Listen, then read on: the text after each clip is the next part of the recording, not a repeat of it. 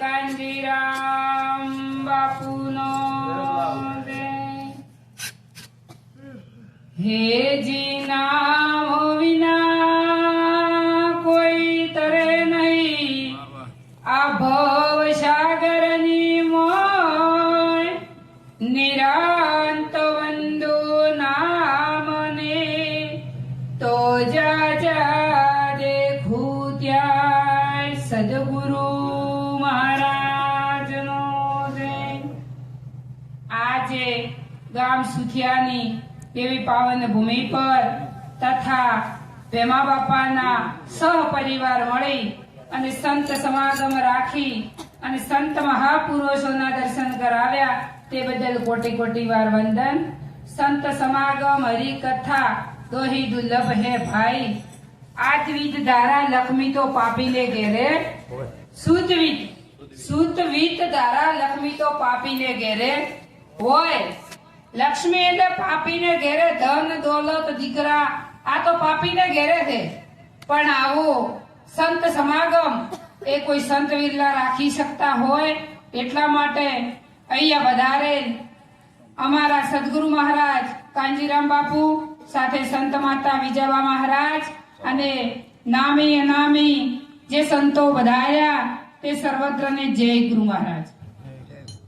સંત મહાપુરુષોએ કીધું કે ભક્તિ એટલે ભય મુક્ત। પ્રથમ તો જન્મ મરણનો ત્રાસ છે, ભારે છૂટી શકે મનુષ્ય દ્વારે। ભૂલ્યો દવાર 84 મોજ આવે, ગુરુ વિના તને કોણ છોડાવે। ભય મુક્ત અને ભક્તિ કહેવાય। પણ ભય મુક્ત થવાય ક્યારે? જ્યારે સદગુરુના ચરણે નગો ત્યાં સુધી ભય મુક્ત થવાય એવું નથી। ગીતાજીમાં કીધું છે કે હે અર્જુન, તારે ભગવાન થવું નથી, તારે સંત થવું નથી, ફક્ત ને ફક્ત મનુષ્ય બની અને તું તને દોડી દે। તો મનુષ્ય કેવો કોને? તો સંત મહાપુરુષોએ કીધું કે મનુષ્ય કોને કેવો? તો મા બાપ જન્મ આપે તો દીકરી કેતો દીકરાનો। મનુષ્યનો જન્મ કોણ આપે? તો મનુષ્યનો જન્મ સદગુરુ મહારાજ આપે। અને તો મનુષ્યનો જન્મ થાય, જેમ ભણતર ભણો તો ડોક્ટર થવાય, કલેક્ટર થવાય, તેમ સદગુરુના ચરણે લો તો મનુષ્ય થવાય। અને ગીતાજીમાં કીધું છે કે ફક્ત ને ફક્ત મનુષ્ય જ મારા પરમ પદને પામી શકે। તો મનુષ્ય બનો તો જ પરમાત્માના પદને પામી શકો। માટે મનુષ્ય ચોરી, જારી, જુગાર, દારૂ, મોજ ઓમાંથી મુક્ત થવાય અને ગુરુ મહારાજ એવા તન મન અને ધન આપી અને સદગુરુ મહારાજ નામનું નાણું બતાવે। જો નામનું નાણું મળે, પણ ક્યારે મળે?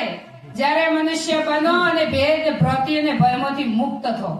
નામ નક્કી થાય એ ભેદ ભ્રાંતિ કે ભય છે ને, પણ ત્યાં સુધી નક્કી ન થાય ત્યાં સુધી પણ સ્ત્રી પુરુષ જ્ઞાતિ જાતિ ઊંચ નીચ વરણ વિકાર આવામાંથી સદગુરુ મહારાજ જ્યારે સમજણ આલે ત્યારે આ બધો કોથળો આપણે નતો મોની બેઠા અને ઓમાંથી આપણને મુક્ત કરે, અંધશ્રદ્ધાઓમાંથી મુક્ત કરે, વ્યસન ફેશનમાંથી મુક્ત કરે।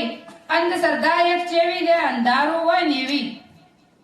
અંધારામાં દોરડું પડ્યું હોય ને તો તમને હાપ દેખાય, એમ અંધશ્રદ્ધાઓમાં ફસાઈ કે મને ઓલું કનડે, મને પેલું કનડે, ડાયટ દુખે તો દોરડો વધે, પેટમાં દુખે તો દોરડો વધે, પછી પેટ ને બાવડા ને કોઈ જેવા ખરો ક્યાંથી મટે? તમે આવો વિચાર કરો કે પશુ કી તો પનિયા બને, નરકા ના હોય કોઈ। નર જો એસી કરણી કરે તો નરમાંથી નારાયણ હોય। નરમાંથી નારાયણ ખવરાય, પશુની તો કદાચ ખાલી પશુથી નીનો તો સોવડાવાય નીનો જોડો થઈ, કદાચ મંદિરમાં નગારા થઈને નગારે થઈ, પણ આપણું તો કોઈ ખાવાનું પણ જો એસી કરણી કરો તો નરમાંથી નારાયણ થાય। જો આવી કરણી રામ કૃષ્ણ દેવા ઝલકી રહ્યા પુરાણમાં દાખલો લેવો, પણ સદગુરુના ચરણી જતા કોઈ એમ કીધું ખરી કે હીરાઈ રાપડીના ચરણી જતા એના કોઈના પુરાવા છે? કે મેલડીના ચરણી જતા એના કોઈના પુરાવા છે? વેદ શાસ્ત્ર સર્વત્ર પુરાવા આલેલી ગુરુ ચરણી જાય એના, આ તો ગુરુ ચરણી ન રાય ત્યાં સુધી મોક્ષનો દ્વાર છે। આ અંધશ્રદ્ધાઓમાંથી મુક્ત થો, વ્યસન ફેશનથી મુક્ત થો, આ જનાવર જેવું જીવન છે ને ઈરુઈ છોડી મેલો ચમ કે જનાવરે આવું જીવન તો જીવે છે. એમાં 4 ઇન્દ્રિયનું જ્ઞાન છે અને આપણામાં 5 ઇન્દ્રિયનું જ્ઞાન છે. તો ઈરુઈ તમે તમાકુ નોખો તો દેખાય અને અરે આપણે જોણતા વેણતા ખકે ન ખબર છે તોય હા આપણે ખબર છે કે ઈરુઈ નુકસાન કારણ છે છતાંય આપણે ખાઈ ઈરુઈ ખાય એને તમે કોઈ ઉંદરનું ચિત્ર દોરો તો બિલાડી ફાળ ભરે. તમે ખાલી પ્લાસ્ટિક નું ફૂલ દોરો તો ભમરો બેહે. એને ખબર છે પણ આપણ 5 ઇન્દ્રિયનું જ્ઞાન છે છતાંય આપણને આવી ખબર પડતી પણ જયારે સદગુરુના ચરણે જો અને જ્ઞાન દ્રષ્ટિ પ્રાપ્ત થાય તો આયરામાંથી બધામાંથી મુક્ત થવરાય અને પ્રગટ પરમાત્મા નક્કી થાય.